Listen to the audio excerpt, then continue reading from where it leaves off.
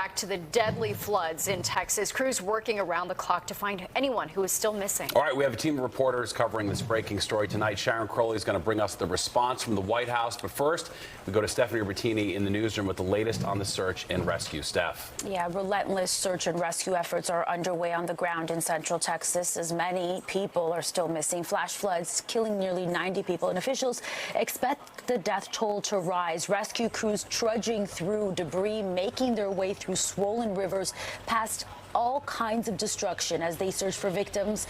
Among those killed, more than 24 campers and counselors from an all-girls Christian camp near the Guadalupe River, which overflowed with floodwaters.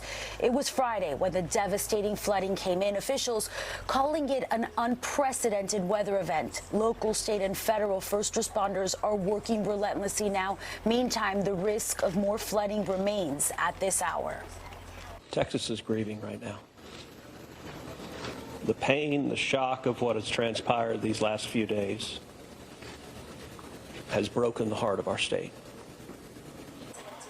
The heaviness and sheer grief is intense. In situations like this, as the minutes, hours, and days go by, the likelihood of finding victims alive gets slimmer as the time passes. And that's why, combined with the catastrophic nature of this weather event, we've heard officials say they do expect the death toll to rise. The White House responding to the situation in Texas, including to some controversy. My colleague Sharon Crowley picks it up from here. Sharon. Yes, Steph, President Trump's team pushing back hard against critics questioning whether cuts at the National Weather Service may have impacted its ability to accurately alert people ahead of the deadly floods in central Texas. Senator Schumer demanding a government watchdog investigate if any DOGE cuts to that agency led to delays in the emergency forecasting and response. This all coming as the urgent search for the missing from the catastrophic flooding continues tonight.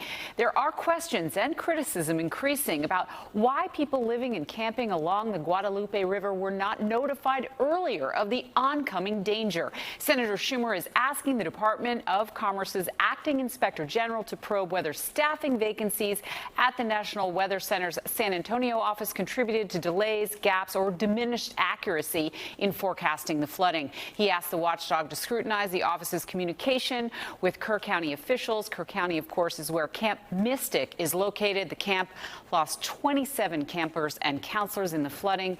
More are missing. The White House press secretary knocking down attacks against the federal response.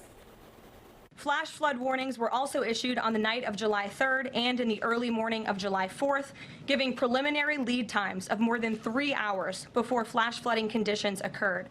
And the National Weather Service office in New Braunfels, which delivers forecasts for Austin, San Antonio, and the surrounding areas, had extra staff on duty during the storms, despite claims of the contrary.